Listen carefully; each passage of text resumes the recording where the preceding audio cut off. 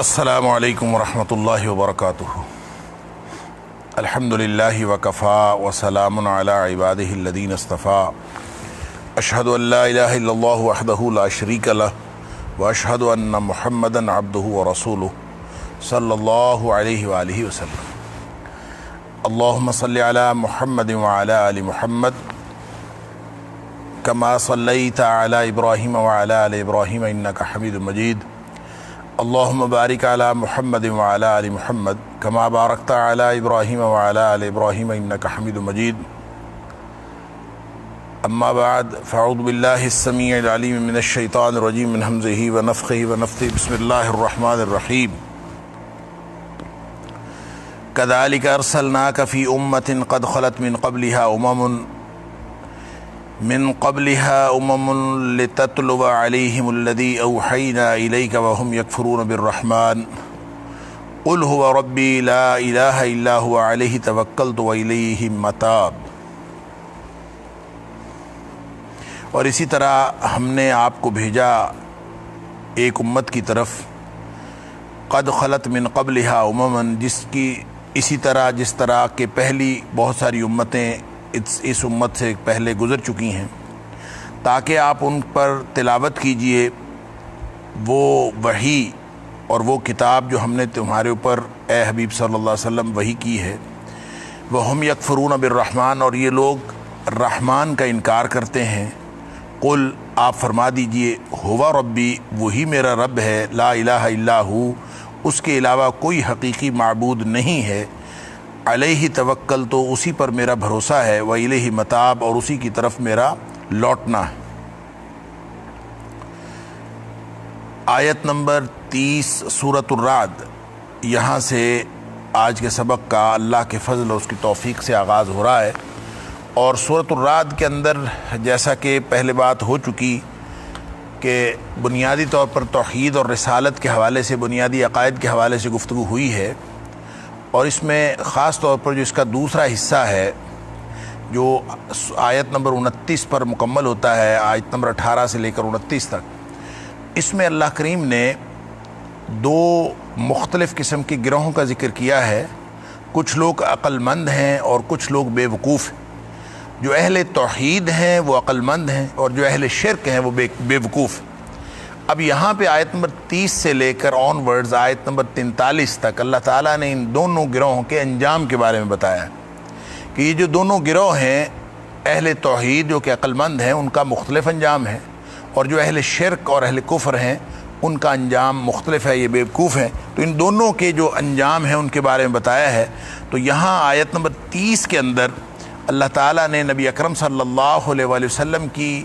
رسالت کا تذکرہ تاریخ کے ایک ریفرنس کے ساتھ کیا ہے کہ جس طرح پہلی امتوں کے اندر رسول آتے رہے، اسی طرح اے حبیب صلی اللہ علیہ وسلم آپ کو بھی ہم نے اس امت کی طرف بھیجا ہے۔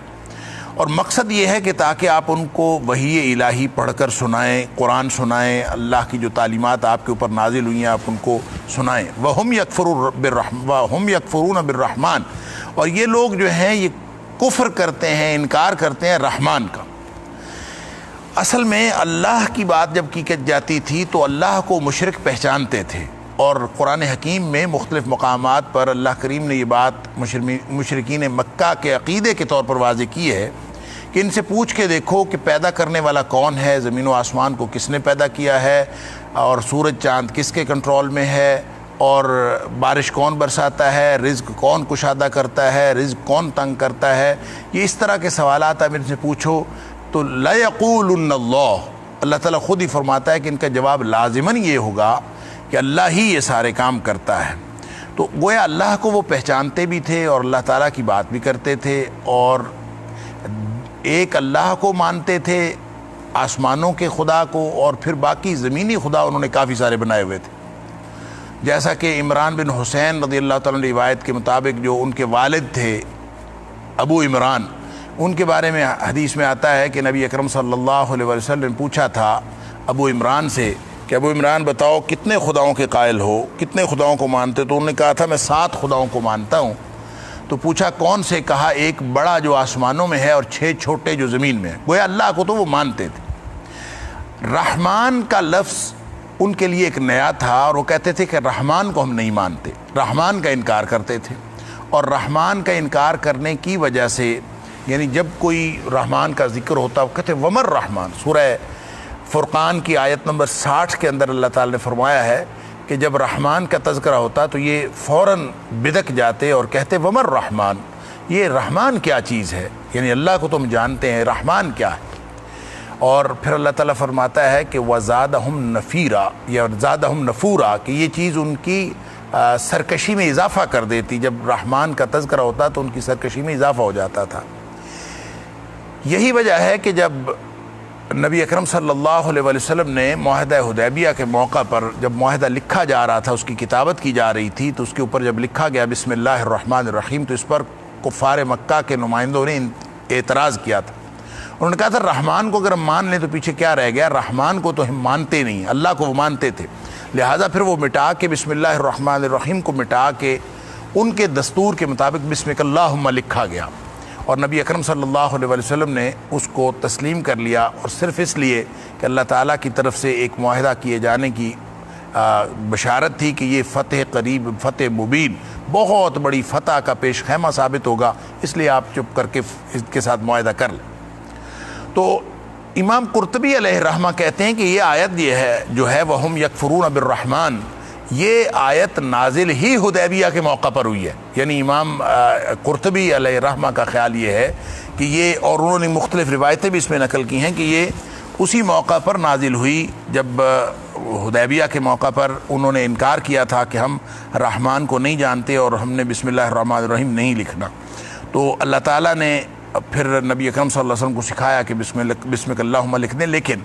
ساتھ یہ فرمایا کہ ان کو کہہ دیجئے کہ تم پوچھتے ہو ومر رحمان، رحمان کون ہے، جیسے سورہ فرقان کے اندر بات ہوئی اور یا پھر یہاں پہ ہوئی بات کہ یہ رحمان کا انکار کرتے ہیں۔ فرمایا قل، اے حبیب صلی اللہ علیہ وسلم آپ ان کو فرما دیجئے ہوا ربی، وہ میرا رب ہے، وہی تو میرا رب ہے، رحمان ہی تو ہمارا پالنے والا اور مالک اصل میں تو رحمان ہی ہے، یہ گویا اللہ الرحمن میں کوئی فرق نہیں، اللہ ہی رحمان ہے، تو رحمان ہی ہمارا رب ہے، وہی مالک ہے، لا الہ الا ہوا، وہی حقیقی معبود ہے، اس کے علاوہ کوئی الہ نہیں ہے، علیہ توکل، تو اسی پر میرا بھروسہ ہے، اسی پر میں بھروسہ کرتا ہوں، الیہ متاب، اسی کی طرف لوٹ کر جانا ہے۔ اگر رحمان کو چھوڑ دو گے تو پھر اور تو کوئی ایسا خالق کا تصور ہی موجود نہیں ہے کہ تم کس کی بات کرو گے اگر رحمان کو چھوڑ دے گے، تو رحمان وہ ہے جو میرا مالک بھی ہے، جو معبود حقیقی بھی ہے، الہ بھی ہے، اور اسی پر میرا بھروسہ ہے اور اسی کی طرف لوٹ کر جانا ہے۔ یہ گویا نبی اکرم صلی اللہ علیہ وسلم نے رحمان کا پورا تعارف کروا دیا۔ کیا مطلب، ایک طرف تو رحمان کے ساتھ جو اپنی نسبت تھی وہ واضح کی، اور دوسری طرف ساتھ یہ واضح کیا کہ کسی شخص کو سوائے اس کے کہ وہ رحمان کے ساتھ جڑے اور رحمان کے اوپر توکل رکھے اور رحمان کا بندہ بنے اور رحمان کی بندگی اور اس کی عبودیت کے اندر آئے، اس کے علاوہ کسی کے پاس اور کوئی چارہ بھی نہیں ہے۔ یعنی آپ اگر صرف یہ سمجھو کہ ہم رحمان کا انکار کر کے کہ یا رحمان کی صفات کا انکار کر کے ہم پھر بھی کسی طور اللہ کے بندے بن سکتے ہیں یا اللہ کے ساتھ کوئی تعلق رکھ سکتے ہیں، تو ایسا ہرگز نہیں ہے، یہ خام خیالی ہے۔ نہ تو اللہ اور الرحمن کے اندر کوئی فرق ہے، رحمان اللہ کا صفاتی نام، اور نبی اکرم صلی اللہ علیہ وسلم نے فرمایا، مسلم شریف کی حدیث ہے، آپ نے فرمایا کہ سب سے زیادہ جو پسندیدہ نام ہے اللہ کو وہ ایک عبداللہ ہے اور ایک عبد الرحمن ہے، یعنی یہی دو باتیں، ایک اللہ کا ذاتی نام اللہ اور صفاتی نام میں سے الرحمن، یہ سب سے زیادہ اللہ کو پسند ہے۔ اور اسی طرح جو کوئی عبدیت کا تعلق اللہ کے ساتھ جوڑے یا رحمان کے ساتھ جوڑے تو وہ بھی اللہ کو پسند ہے۔ یہی ایک راستہ ہے، یعنی ایک طرف نبی اکرم صلی اللہ علیہ وسلم نے اس کو اپنی ایک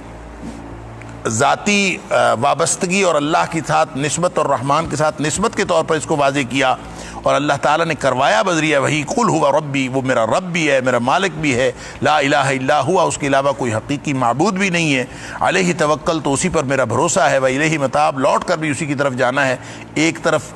رحمان کا تعارف ہے، دوسری طرف اپنی وابستگی کا اظہار ہے، اور تیسری طرف اس میں کفار مکہ کے لیے اور رہتی دنیا تک کے لیے ایک سبق ہے کہ رحمان کے ساتھ عبدیت کا تعلق قائم کیے بغیر اور کوئی چارہ کار نہیں۔ वलौ अन्ना कुरानन सुय्यरत बिहिल जिबालु औ कुत्तिअत बिहिल अर्दु औ कुल्लिम बिहिल मौता बल लिल्लाहिल अम्रु जमीआ अफलम ययअसिल लज़ीना आमनु अल्लौ यशाअल्लाहु लहदन नास जमीआ वला यज़ालुल लज़ीना कफ़रू तुसीबुहुम बिमा सनअू क़ारिअतुन औ तहुल्लु क़रीबन मिन दारिहिम हत्ता यातिय वअदुल्लाहि इन्नल्लाह ला युख़्लिफ़ुल मिआद। थोड़ी सी लंबी आयत है। वलौ अन्ना कुरानन, पहले इसका तर्जुमा देख लेते हैं। वलौ अन्ना कुरानन, अगर ये कोई कुरान होता, अगर कोई ऐसा कुरान होता, कुरानन कोई कुरान, सुय्यरत बिहिल जिबाल, कि उसके साथ पहाड़ चला दिए जाते, औ कुत्तिअत बिहिल अर्द, या उसके साथ ज़मीन टुकड़े टुकड़े कर दी जाती, औ या कुल्लिम बिहिल मौता, उसके साथ मुर्दे उठ के बातें करना शुरू कर देते। अगर ऐसी कोई बात होती, अब ये एक अगर है और शर्त है, और उसका जवाब जो अगर का जो जवाब है महजूफ है, यहाँ पे जिक्र नहीं किया गया। जवाब क्या हो सकता है इसके बारे में बात करते हैं, पहले तर्जुमा देख ले। बल लिल्लाहिल अम्रु जमीआ, बल्कि हकीकत बात ये है कि सारा अम्र और हुक्म और सारे मामलात अल्लाह ही के हाथ में है। बल लिल्लाहिल अम्रु जमीआ, सारे का सारा हुक्म अल्लाह ही का है। अफलम ययअसिल लज़ीना आमनु, अभी तक मोमिन जो हैं वो इस बात से मायूस नहीं हुए, अल्लौ यशाअल्लाहु लहदन नास जमीआ, कि अगर अल्लाह चाहता तो वो सारी इंसानियत को इकट्ठे हिदायत दे देता। वला यज़ालुल लज़ीना कफ़रू, और काफिर हमेशा ऐसे ही रहेंगे, तुसीबुहुम बिमा सनअू क़ारिआ, कि जो कुछ वो करतूत कर रहे हैं, जो वो काम कर रहे हैं, उनके ऊपर कोई ना कोई आफत आती ही रहेगी। औ तहुल्लु क़रीबन मिन दारिहिम, या फिर उनके घर के करीब कहीं वाक़ होगी, उस वहाँ कहीं नाजिल होगी, उतरेगी। हत्ता याति वअदुल्लाह, यहाँ तक कि अल्लाह का वादा आ जाएगा। इन्नल्लाह, बेशक अल्लाह ताला, ला युख़्लिफ़ुल मिआद, अल्लाह ताला वादे के ख़िलाफ़ नहीं करता। अब इस आयत के अंदर भी ज़ाहिर है कि एक तो उस वक्त की जो कुफ़ार मक्का जिस तरह की रेशा दवानियाँ और हर्ज़ा सराइयाँ कर रहे थे, उनका जवाब भी इसमें मौजूद है, और उस दौर में उस दौर का तबसरा भी है, तज्ज़िया भी है, कुफ़ार को तंबीह भी है इस आयत के अंदर। तो जहाँ पे ये फरमाया वलौ अन्ना कुरानन, तो इसके दो माने हैं। एक तो ये है कि अगर ये कुरान, ये वाला कुरान होता कि इसके साथ पहाड़ चलाए जाते, या इसके साथ ज़मीन जो है वो टुकड़े टुकड़े कर दी जाती, या फिर इसके साथ मुर्दे बातें करते, अगर ये कुरान होता, ये भी हो सकता है। लेकिन यहाँ पे कुरानन है, कोई कुरान, तो इसका एक माना ये है कि हर आसमानी किताब को कुरान कहा जाता है। ये इस कुरान से मुराद कोई कुरान है। तो अल्लामा इब्ने कसीर ने लिखा है कि असल बात यह है कि हर आसमानी किताब को कुरान कहा जाता है। एक माना तो ये है कि कुरान से मुराद यही कुरान है, और दूसरा ये कि हर आसमानी किताब को जब कुरान कहा जाता है तो इससे मुराद कोई भी आसमानी किताब हो सकती है। तो इसी तरह इसके दो मफाहिम इस आयत के बन जाएंगे। तो हर आसमानी किताब को कुरान कहा जाता था, या कहा जाता है, ये कहा जा सकता है। इसके लिए दलील के तौर पर बुखारी शरीफ की एक हदीस पेश की है इमाम बुखारी ने और वो इमाम इब्ने कसीर ने, तो जो हज़रत दाऊद अलैहिस्सलाम से मुतल्लिक़ है कि नबी अकरम सल्लल्लाहु अलैहि वसल्लम ने फरमाया खुफ़्फ़िफ़ अला दाऊद अलैहिस्सलाम के ऊपर आसान कर दिया गया था अल कुरान, कुरान पढ़ना उनके ऊपर आसान कर दिया गया था। फ़कान यामुरु बिद्दवाबिही फ़तुसरज, वो जब कभी उन्होंने सफ़र पर जाना होता था तो वो हुक्म देते थे कि उनका जो सवारी है वो तैयार की जाए, उसके ऊपर कजावा वगैरह लादा जाए। तो जितनी देर में वो कजावा वगैरह लादा जा रहा होता था और वो सवारी तैयार की जा रही होती थी, फ़यक़रउल कुरान क़ब्ल अन तुसरज दवाबह, कि जब तक वो उनकी सवारी तैयार होती उससे पहले पहले वो कुरान पढ़ लेते थे। अब ये कुरान क्या, कौन सा कुरान पढ़ लेते थे? ज़ाहिर है इससे मुराद तो ज़ुबूर है, दाऊद अलैहिस्सलाम पर तो ज़ुबूर नाजिल हुई थी। तो इसका मतलब ये हुआ कि ज़बूर पढ़ते थे और उसको कुरान कहा जा रहा है, और ये बुखारी शरीफ की हदीस है। इसलिए इमाम इब्ने कसीर की बात दुरुस्त है कि कुरान साबका आसमानी किताबों को भी कहा जा सकता है, इसलिए कि उनकी भी तिलावत की जाती थी, वो भी पढ़ी जाती थी, और कुरान यहाँ अपने लुग़वी मानों में है पढ़ी जाने वाली किताब। तो अगर इसका माना हो कि कोई भी कुरान साबका आसमानी किताबों में से वलौ अन्ना कुरानन, तो फिर इसका माना यूँ होगा कि अगर کوئی قرآن ایسا ہوتا، وہ لو ان قرآنن،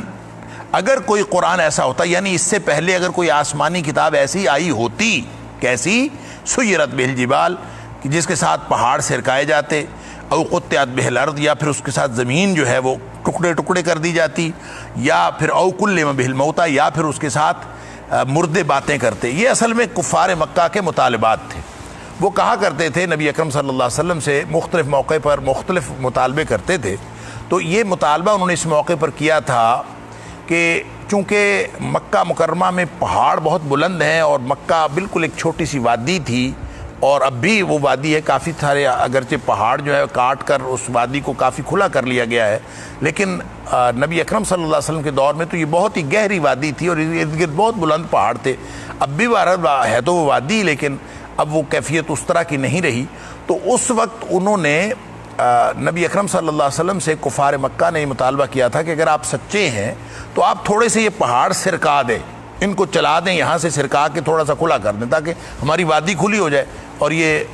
اس کے اوپر جو ارد گرد پہاڑ ہے یہ بالکل اوپر چڑھے ہوئے ہیں، تو وادی بھی کھلی ہو جائے گی، اور آپ کے صداقت کی اور حقانیت کی دلیل بھی ہمارے پاس آ جائے گی، تو پہاڑ سرکا دیں۔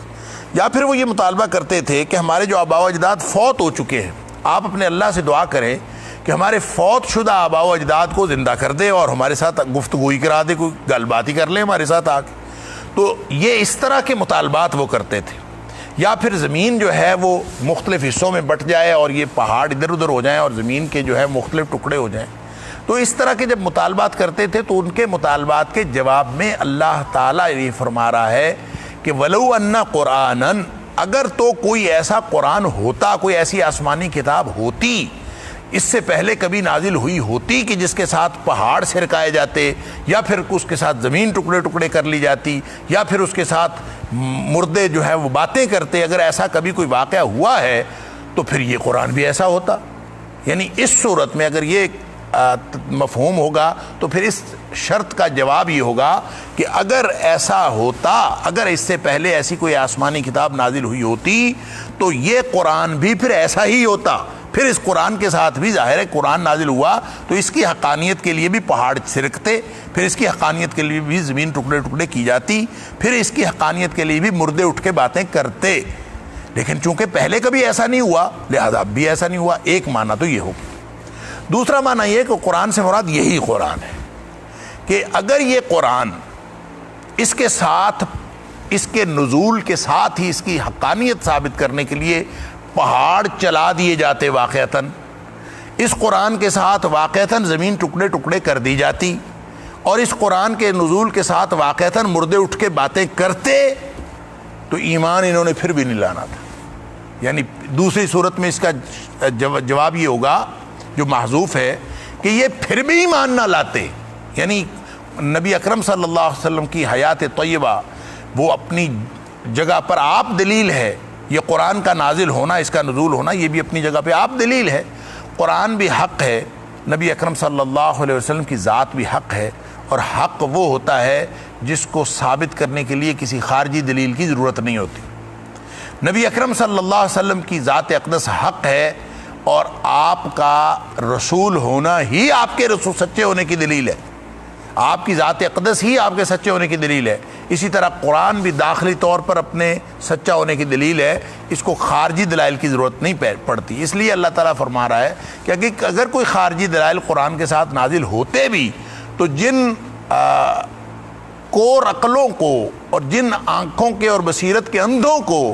قرآن کی داخلی دلیلیں نظر نہیں آ رہی اس کے سچے ہونے کی، اور نبی اکرم صلی اللہ علیہ وسلم کی ذات اقدس نظر نہیں آ رہی، ان کو یہ خارجی دلائل بھی نظر نہ آتے۔ لہٰذا اگر پہاڑ چلا بھی دیے جاتے قرآن کے ساتھ، اگر زمین واقعتاً ٹکڑے ٹکڑے کر بھی دی جاتی، ان کے مطالبے پورے کر کے، ان کے آباء و اجداد کو زندہ کر کے، مردوں کو باتیں بھی ان سے کروا دی جاتی، تو بھی یہ ایمان ہرگز نہ لاتے۔ بل للہ الامر جمیعا، حقیقت بات یہ ہے کہ سارا معاملہ تو اللہ کے ہاتھ میں، اختیار تو اللہ کا ہے۔ اب یہ کوئی اور شخص تو نہیں کر سکتا، نبی اکرم صلی اللہ علیہ وسلم اپنی مرضی سے تو نہیں کر سکتے۔ کوئی بھی شخص کسی معجزے کو، کوئی نبی کسی معجزے کو اپنی مرضی سے برپا نہیں کر سکتا، اپنی مرضی سے اس کو وقوع پذیر نہیں کر سکتا۔ معجزہ ہوتا نبی سے ہے لیکن ہوتا اللہ کے حکم سے ہے۔ بل للہ الامر جمیعا، سارا کام۔ اسی طرح اگر کسی ولی سے کرامت سرزد ہوتی ہے تو اس میں ولی کی اپنے اختیار اور اس کی اپنی مرضی شامل نہیں ہوتی، بلکہ وہ اللہ کا کام ہوتا ہے اور اللہ تعالیٰ ہی اس کو اس کے ہاتھ پر ظاہر کرتا ہے۔ اور اگر کسی کے ہاتھ پر کرامت ظاہر ہو کہ یا کسی کی نبی کا معجزہ ہو تو بل للہ الامر جمیعا، سارا معاملہ اللہ کے ہاتھ میں ہوتا، اللہ کے ہاتھ میں ہے۔ البتہ اللہ تعالیٰ کسی سے کوئی چیز یعنی واقع کروا دے تو یہ اللہ کا کام ہے، نہ ہو تو بھی اللہ کا کام ہے۔ لیکن اگر کوئی نبی معجزے کا دعویٰ کرنا شروع کر دے کہ میں ایسا کر لوں گا، اور بغیر اللہ تعالیٰ کا تذکرہ کیے اور اللہ کی اجازت اور اللہ کے حکم اور اللہ کی توفیق کا تذکرہ کیے بغیر یہ دعویٰ کرے کہ میں ایسا کر لوں گا، تو اس کا مطلب ہے کہ وہ شخص سچا نہیں۔ اسی طرح اگر کوئی ولی یہ دعویٰ کرے کہ میں اپنی کرامت جو ہے وہ اپنی مرضی سے ظاہر کر لیتا ہوں، تو یہ بھی اس کے سچے ہونے کی دلیل نہیں ہے۔ اللہ تعالیٰ فرماتا ہے بل للہ الامر جمیعا، سارا معاملہ تو اللہ کے ہاتھ میں ہے۔ افلم ییأس الذین آمنوا، کیا ابھی تک مایوس نہیں ہوئے، ابھی نا امید نہیں ہوئے، الذین آمنوا، جو لوگ ایمان والے ہیں وہ ابھی تک اس بات سے مایوس نہیں ہوئے، اللہ یشاء اللہ لہدی الناس جمیعا، کہ اگر اللہ چاہتا تو ساری انسانیت کو اکٹھے ہدایت دے دیتا۔ مایوس نہیں ہوئے کا کیا مطلب ہے؟ مطلب یہ ہے کہ چونکہ وہ نشانیاں مانگتے تھے کافر، تو مسلمان جو اہل ایمان تھے وہ ابھی بھی امید لگائے ہوئے تھے کہ کوئی نہ کوئی نشانی اللہ تعالیٰ ان کے مطالبے کے مطابق نازل کر دے گا اور یہ شاید مومن ہو جائیں گے۔ یعنی ان کے ایمان لانے کی امید رکھے ہوئے تھے کہ یہ نشانیوں کے انتظار میں ہیں اور شاید کوئی نشانی آ جائے، اور نشانی آ جائے تو یہ لوگ مومن بن جائیں۔ اس لیے اللہ تعالیٰ فرما رہا ہے کہ افلم ییأس الذین آمنوا، کیا مومن ابھی تک نا امید نہیں ہوئے اس بات سے کہ نشانیاں کوئی نہیں آنی ہیں، جو آنی تھیں وہ آ چکیں، اور پھر یہ کہ سارا اختیار تو اللہ کا ہے، اللہ یشاء اللہ لہدی الناس جمیعا، اللہ تعالیٰ اگر چاہتا تو ساری انسانیت کی ہدایت کا سامان کر دیتا، لیکن اس نے تو چونکہ امتحان کے لیے پیدا کیا ہے لہذا وہ زبردستی کسی کو ہدایت نہیں دیتا، بس وہ نشانیاں ہدایت کی دکھا کے وہ چھوڑ دیتا ہے کہ کسی شخص نے ہدایت لینی ہے تو لے، نہیں لینی تو نہ لے، اس لیے کہ جس نے ہدایت کی پیروی کر لی وہ امتحان میں کامیاب ہو گیا، اور جس نے ہدایت کو لیا ہی نہیں اور اسے منہ موڑ دیا تو وہ یقیناً ناکام ہو گیا۔ تو یہ امتحان کا معاملہ ہے، زبردستی کا معاملہ نہیں ہے۔ تو لوگوں کو اس بات کی توقع اب نہیں رکھنی چاہیے کہ اب یہ کوئی معجزہ آئے گا اور پھر یہ لوگ مسلمان ہوں گے۔ اللہ چاہے تو سب کو کر سکتا ہے، لیکن اللہ تعالیٰ نے ایسا کوئی قانون بنایا نہیں ہے، یہ امتحان کا قانون چل رہا ہے۔ وَلَا يَزَالُ الَّذِينَ كَفَرُوا، اور کافر ہمیشہ ایسی ہی کیفیت میں رہیں گے۔ کیسی کیفیت میں؟ تُصِيبُهُمْ بِمَا صَنَعُوا قَارِعَةٌ، جو کچھ وہ کر رہے ہیں، جو کچھ ان کے کرتوت ہیں، جس طرح کی ان کی ہرزہ سرائیاں ہیں، جس طرح کی ان کی اسلام دشمنی ہے، جس طرح کی ان کی نبی اکرم صلی اللہ علیہ وسلم کی دشمنی ہے، تو ان کو تصیبہم قارعہ، یہ اصل درمیان میں ہے بما صنعوا، تصیبہم ضرور پہنچے گی ان کو قارعہ، کوئی مصیبت، کوئی ایسی مصیبت جو ان کے اندر ایک کھڑکھڑا دینے والی اور ان کا پورا جو نظام فکر و عمل ہے اس کو تباہ و برباد کر دینے والی کوئی مصیبت ان کے اوپر نازل ہوگی بما صنعوا، اس وجہ سے جو وہ کرتوت کر رہے ہیں۔ تو یعنی کافروں کا معاملہ اسی طرح رہے گا، کوئی نہ کوئی مصیبت ان کے اوپر نازل ہوتی رہے گی، او یا پھر تحل قریبا من دارہم، ان کے گھر کے قریب کہیں اترے گی۔ یعنی یہ نصیحت کے لیے ہے، ایک تو یہ کہ ان کے اوپر کوئی مصیبت آئے، ایک یہ کہ گھر کے قریب کہیں کوئی مصیبت آ جائے تاکہ ہو سکتا ہے وہ دیکھ کے نصیحت پکڑ لے۔ اور پھر یعنی یہ کس طرح کی کیفیتیں ہیں، یہ کس طرح کی مصیبتیں ہیں؟ اس سے مراد دنیا کی مصیبتیں، اور کوئی نہ کوئی مصیبت اس طرح سے آتی رہے گی حتیٰ یاتی وعد اللہ، یہاں تک کہ پھر اللہ کا وعدہ پورا ہو جائے گا۔ اور ان اللہ لا یخلف المیعاد، اور اللہ تعالیٰ وعدوں کے خلاف نہیں کرتا۔ یعنی اللہ کا وعدہ کون سا پورا ہو جائے گا؟ اس سے ایک مراد تو یہ ہے کہ دنیا کے چھوٹے چھوٹے عذاب آتے رہیں گے یہاں تک کہ پھر آخرت کا عذاب، قیامت آ جائے گی، اللہ کا وعدہ پورا ہو جائے گا۔ ایک تو یہ بعض نے لکھا ہے، اور یہ بات بھی درست ہے، کہ وعدہ پورا ہونے کا مطلب دنیاوی وعدہ ہی ہے، اور وہ وعدہ کیا ہے کہ اللہ اہل ایمان کو فتح عطا فرما دے اور اہل کفر اور اہل شرک جو ہیں وہ شکست کا شکار ہو جائیں، یہ وعدہ اللہ کا پورا ہوا۔ یعنی چھوٹی چھوٹی مصیبتیں ان کے اوپر آتی رہیں، کبھی قید کی صورت، کبھی قتل کی صورت، کبھی کوئی صورت، اور وہ مختلف مصیبتوں میں آتے رہے، اور کبھی مصیبت ان کے اوپر نازل ہوتی رہی، کبھی قریبی گھروں کے اندر نازل ہوتی رہی، اور یہ سب کچھ وہ دیکھتے رہے۔ اور جب پھر اللہ کا وعدہ آ گیا اور بالآخر وہ لوگ سارے شکست کھا گئے، اور اسلام کو اور نبی اکرم صلی اللہ علیہ وسلم کو اور اہل ایمان کو اللہ تعالیٰ نے فتح دے دی۔ دونوں معنی ہو سکتے ہیں، دنیا میں اللہ کا وعدہ اسلام کو غالب کرنے کا، یا پھر یہ اخروی وعدہ ہے جو قیامت کا، دونوں میں سے کوئی وعدہ وہ بھی اللہ نے وعدہ کیا ہوا ہے، یہ بھی اللہ نے وعدہ کیا ہوا ہے۔ یعنی وعد اللہ الذین آمنوا منکم وعملوا الصالحات لیستخلفنہم فی الارض، اللہ کا وعدہ ہے کہ تم میں سے جو بھی مومن ہوگا اور اہل ایمان ہوں گے اور عمل اچھے کرتے ہوں گے، ہم ان کو لازماً زمین میں حکومت عطا کریں گے، وہ بھی اللہ کا وعدہ ہے، اور جو قیامت ہے وہ بھی اللہ کا وعدہ ہے۔ تو دونوں وعدے مراد ہو سکتے ہیں۔ تو کافروں کے اوپر اسی طرح کی صورتحال رہے گی جب تک کہ اللہ کا وعدہ نہ آ جائے۔ وَلَقَدِ اسْتُهْزِئَ بِرُسُلٍ مِّن قَبْلِكَ، اے حبیب صلی اللہ علیہ وسلم یقیناً استہزاء کیے گئے برسل، آپ سے پہلے بھی بہت سارے رسول جو ہیں، من قبل کا آپ سے پہلے بھی بہت سارے رسولوں کا مذاق اڑایا گیا۔ وَلَقَدْ، اور یقیناً، استہزِئَ مذاق اڑایا گیا، استہزاء کیا گیا، برسل رسولوں کے ساتھ، من قبل کا آپ سے پہلے بھی، یعنی یہ نبی اکرم صلی اللہ علیہ وسلم کو تسلی دی جا رہی ہے، اور ساتھ ہی ساتھ تنبیہ کی جا رہی ہے کفار مکہ کو اور مشرکین مکہ کو کہ یہ تم باز آ جاؤ، اس لیے کہ جو پہلے لوگوں کے ساتھ حشر ہوا تمہارے ساتھ بھی ہو سکتا ہے۔ اور ساتھ نبی اکرم صلی اللہ علیہ وسلم کو تسلی دی جا رہی ہے کہ آپ جو کچھ کر رہے ہیں آپ کرتے جائیے، اور آپ کا استہزاء اڑانے والے، آپ کا تمسخر اڑانے والے، اور آپ کے بارے میں جتنی بھی دشمنیاں کرنے والے ہیں، یہ سب ایک دم پکڑے جانے والے ہیں۔ فرمایا پہلے بھی لوگ جو ہیں استہزاء کرتے رہے رسولوں کا، فَأَمْلَيْتُ لِلَّذِينَ كَفَرُوا، اللہ فرماتا ہے میں پھر مہلت دیتا رہا، فَأَمْلَيْتُ، میں نے مہلت دی، لِلَّذِينَ كَفَرُوا، کافروں کو، یعنی ایک خاص عرصے تک اللہ تعالیٰ نے مہلت دے دی۔ ثُمَّ أَخَذْتُهُمْ، اللہ فرماتا ہے پھر میں نے ان کو پکڑ لیا۔ اب یہ ہے وہ بات جس میں تسلی ہے نبی اکرم صلی اللہ علیہ وسلم اور اہل ایمان کے لیے کہ بالآخر یہ پکڑے جائیں گے، ان کو مہلت ملی ہوئی ہے، اور بالآخر یہ پکڑے جائیں گے۔ تو اسی طرح سے یہ کفار مکہ کو یہ تنبیہ ہے کہ تمہیں یہ مہلت ملی ہوئی ہے، تو جس طرح پہلی امتوں میں جو نبیوں کے دشمن تھے وہ پکڑے گئے، اسی طرح ہم تمہیں بھی پکڑ لیں گے۔ ثم اخذتم، پھر اللہ فرماتا ہے میں تمہیں بھی پکڑ لوں گا، ان کو پکڑ لوں گا۔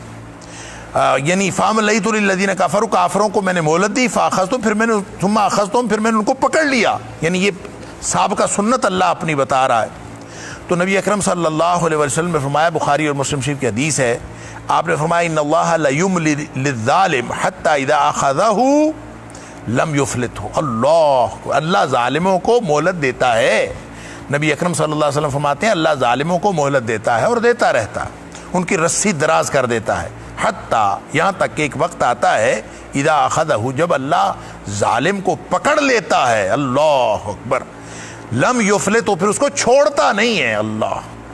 جب وہ پکڑا گیا تو بس اس کے بعد پھر اس کے اوپر کوئی نرمی نہیں ہوتی۔ اس کے بعد نبی اکرم صلی اللہ علیہ وسلم نے سورہ ہود کی آیت تلاوت فرمائی،